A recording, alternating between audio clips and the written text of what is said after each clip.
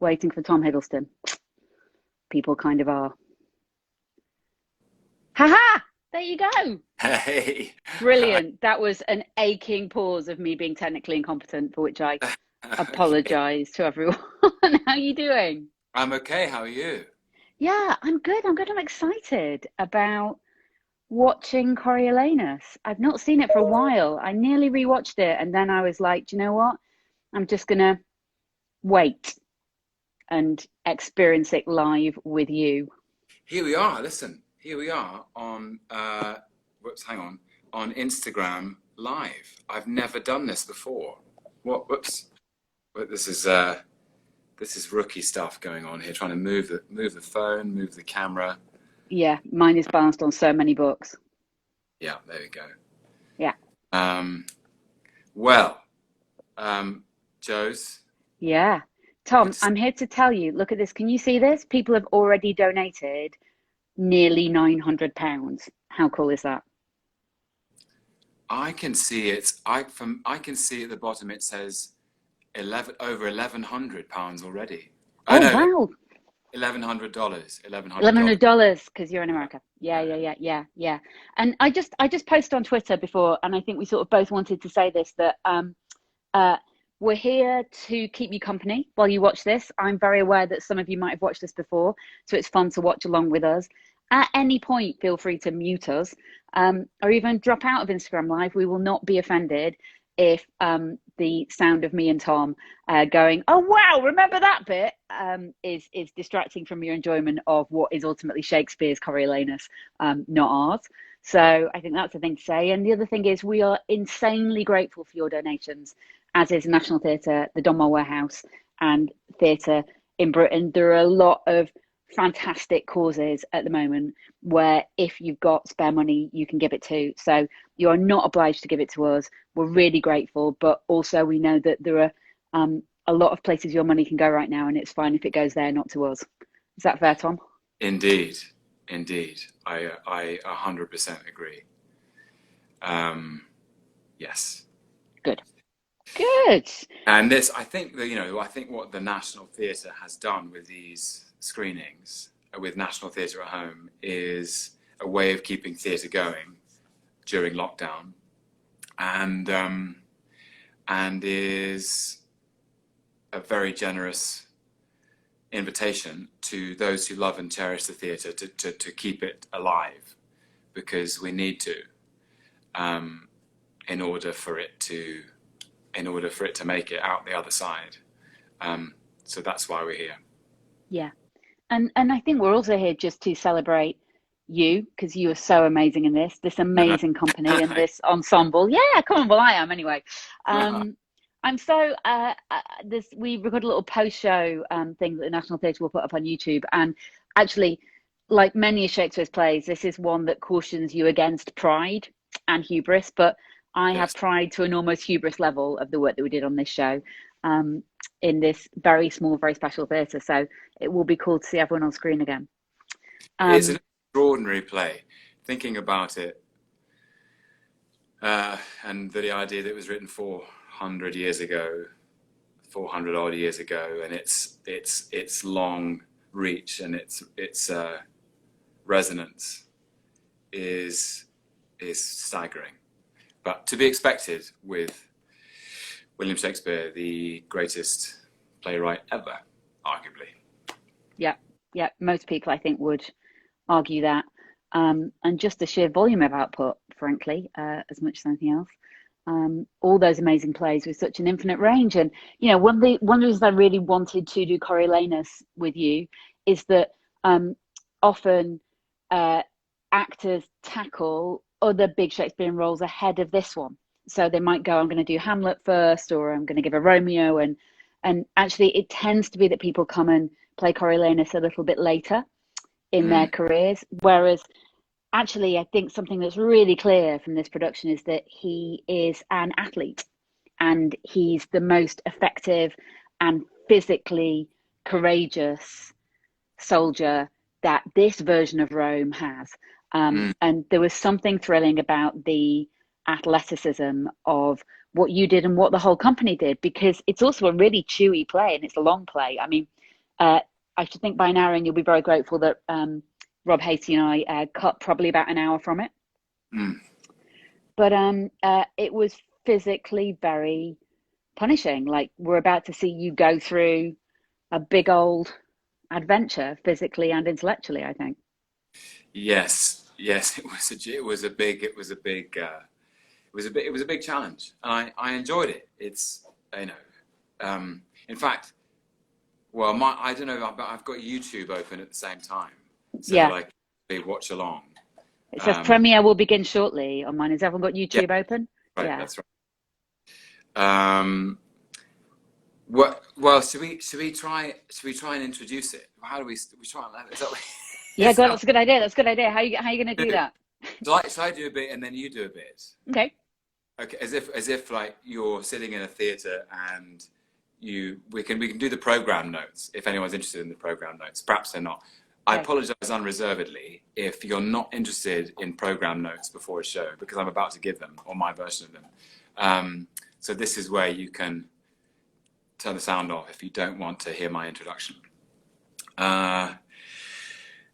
Coriolanus is a play ostensibly about a soldier in ancient Rome. And he is... Is that Bobby? He is Rome's most courageous soldier. He is Rome's most fearsome defender. This is not the Rome of we've got 2 minutes, okay. Yeah. This is not Good, the Rome of Julius Caesar or Antony and Cleopatra or the later Roman Empire or many of the ideas of Rome that we have in our culture now. This is a very early city-state in the center of Italy that is under threat from other city-states that surround it. And it is, as a democracy, it is still being born. And there is such a thing as a Senate, which is a governing body who make decisions and pass laws, and there is a marketplace, a forum, I suppose, and the people. And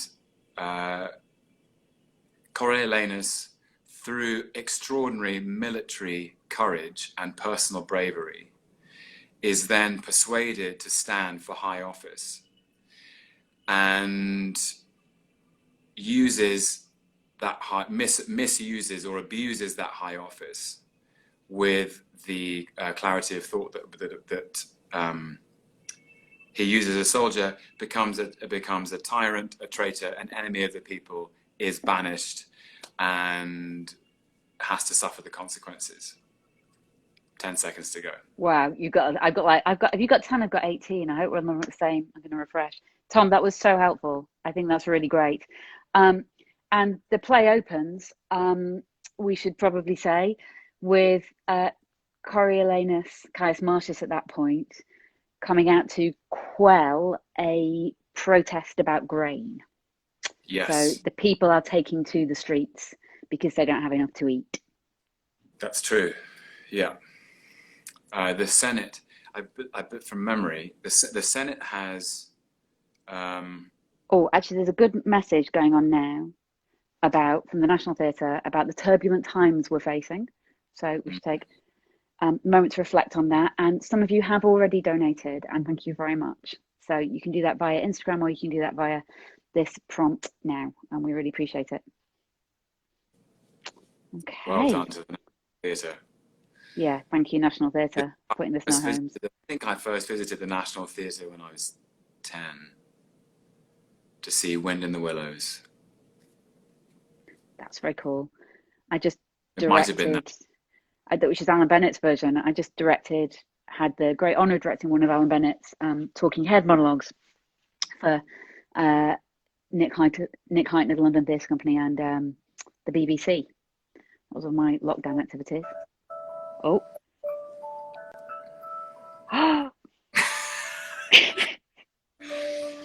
This is such a strange experience. So weird. This is so weird. Oh yeah. Yeah, I totally forgot we did that. Yeah. So I don't know if you can see this. That's a Yeah. small So boy I painting a just want red square. there's our company, and I want to give them all a shout out and an enormous public tribute. A group of actors and the crew who just were tireless in the work ethic, Yeah, amazing. commitment, and discipline. Um, And also, I made them sit on stage for the whole of the first half. So, yeah. a truly amazing group of actors who we rehearsed with for 5 weeks, and then we ran this play. Before you proceed any further, in Covent Garden at the Donmar in London from December the 17th, 2013 to February the 12th, 2014. 2 shows on Boxing Day, or 2 shows the day after Boxing Day. I can't remember. That's not relevant. Well, it is if you remember it. Yeah. I mean, the amazing thing about these 3 actors. Sorry. About because I think it'd be really interesting for people who don't know about here we are with the opening scene, and Rashenda, Mark, and Dwayne playing the citizens in protest about grain prices, and that startling opening image, and just talk about the conversations you had with Lucy Osborne, our designer, about how to create a space that was flexible enough to contain the many scenarios that take place in the play. Yeah, that's a lovely prompt. Thank you, Tom. So Coriolanus is a massive play. It's normally done on a very, very big scale.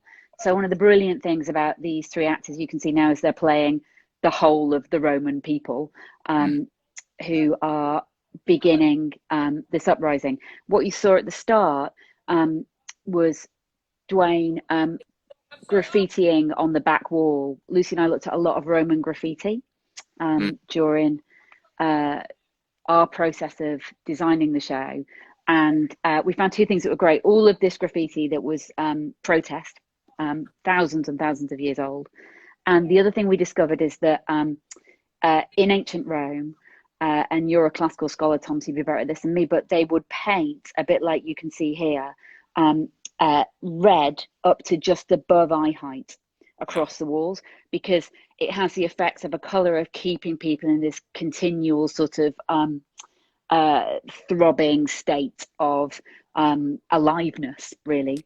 And so we took that as a kind of gesture for the set, and that is the actual back wall of the Donmar warehouse, which is this warehouse that drops into Covent Garden. So you can't get, well, if you got through that wall, actually, you would be in the changing rooms of Diesel, which is a shop next door to the Donmar. That's as far back as it will go. So to give you a sense of proportion, that's about 6 meters from the front of the stage that the actors stood in a line at the beginning to the back wall, where they're all sat in these chairs. And really the production, the whole of this world is created from Lucy Osborne, our designer's imagination, but in the simplest possible way, with 14 chairs, a back wall, a floor, and a ladder, and some paint, and that's it.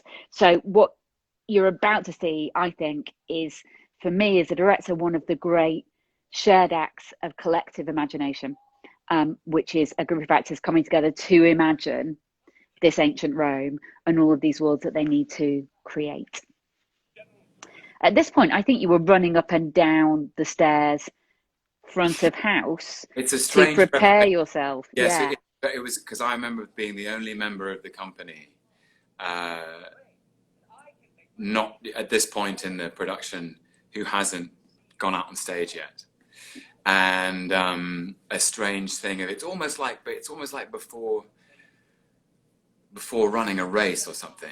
You're kind of just waiting for the gun to go off, and you know that once the starting gun goes, you're going to start running, and you're not going to stop for 3 hours. A kind of just an intensity of anticipation of just kind of trying to open your mind and limber up in, I guess, in a physical way and a mental way. Here, and there he is. Here we go. There you are. Very difficult to. Who is that? Yes. Yeah, because Mark Gatiss as Menenius has just brilliantly. Wow, look at that is with the. No, who is with very different Heather. So Yeah. Mark Gatiss has just managed to calm everyone down, and you're coming in to do the very opposite. Yes. Wow. Feels like a long time ago, doesn't it? It does.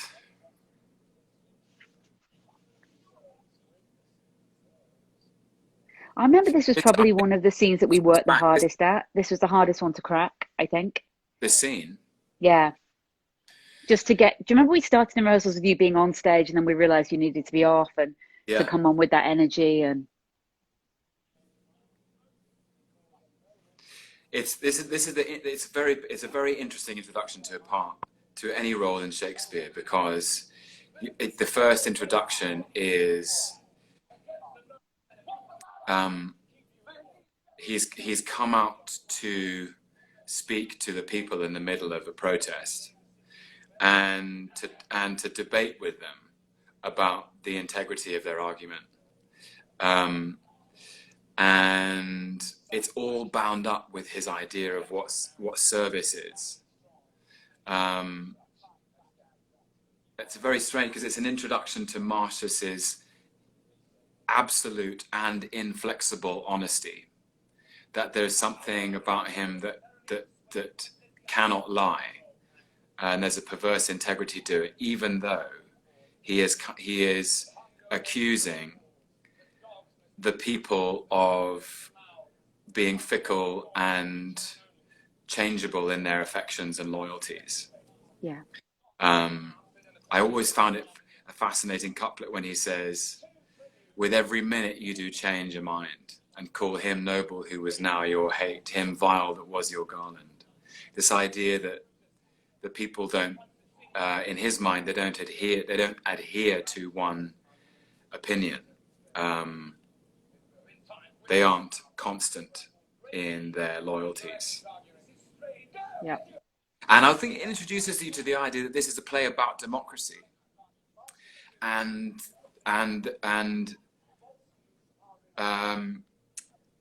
the relationship between the people and their leaders. And specifically in the next moment, Peter de Jersey, who plays Cominius, or maybe perhaps it's Alfie Enoch, who plays Titus Lartius, talks about the election of two tribunes of the people. And I think Shakespeare took this story from source material in the ancient texts, in Plutarch and in Livy. And the people's tribunes were essentially elected representatives who sat in the Senate with a patrician class to represent the wishes of the people. So it's the beginning of a representation of the people's interests in a body of governance. And here are those tribunes now.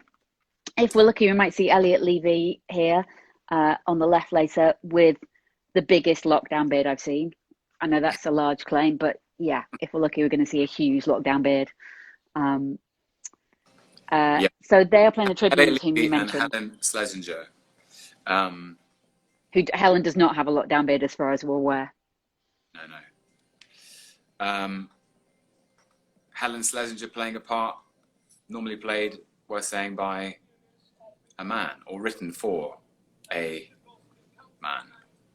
Yes, it's actually, do you know, it's worth saying this. It's interesting to think how much in the short space of time that I was artistic director of the Donmar, so from kind of 2014 to I stopped being artistic director about a year ago.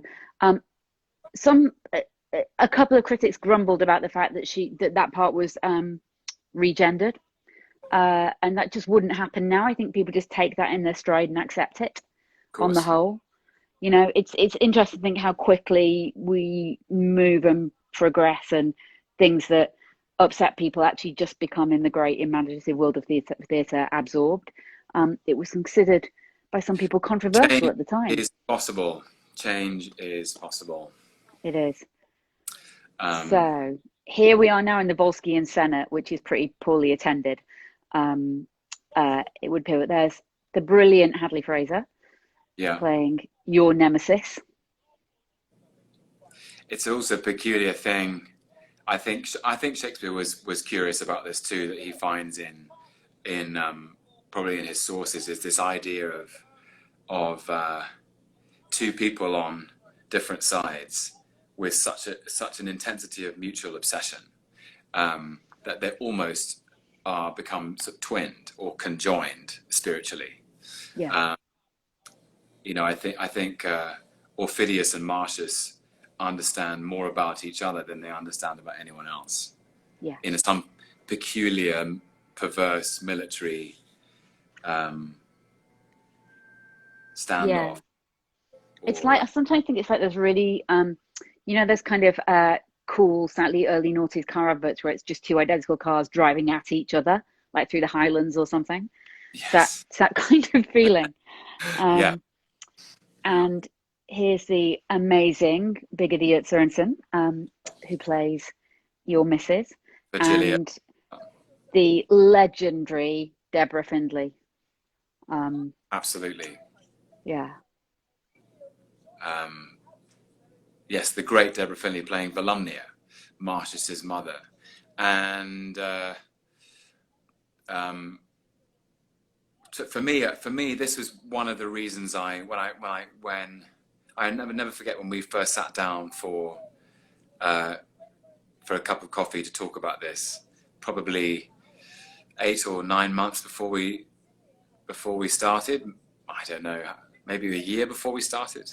might I have can't been. Yeah, I remember. remember. Yeah, When I went away and read it very kind of closely, and this relationship between mother and son, I had because I hadn't read it before. I'd read a lot of Shakespeare when I was training, and I'd seen a lot of it because I was always curious about it and had loved it as an audience member, but I'd never read this. And mm-hmm. this relationship between mother and son, I can't think of another relationship in his plays which presents this bond in such a complex way as Yeah, this, which is that Marcius is ferocious, fearless, almost indestructible. He has just an extraordinary power, yeah, and nobody can persuade him, nobody can defeat him. Very few can touch him or even bend his ear. But his mother seems to be the source of it all. His mother seems to be the location of all his bravery, all his courage, all his overachievement, all his pride, his integrity, his honesty, his physical power, and it is kind of an amazing insight into this bond. That yeah, yeah, Rashenda Sandal, who plays the first citizen, we were speaking over it, but in the first scene, one of the first things you hear in this play is he did it to please his mother. So already implanted in your mind is Marcius is somebody who's done some very extraordinary things, some very brave things, almost sacrificial things, for the city of Rome. Why has he done it? Has he done it for the city of Rome, or has he done it simply to please his mother? Has he done it to make her proud?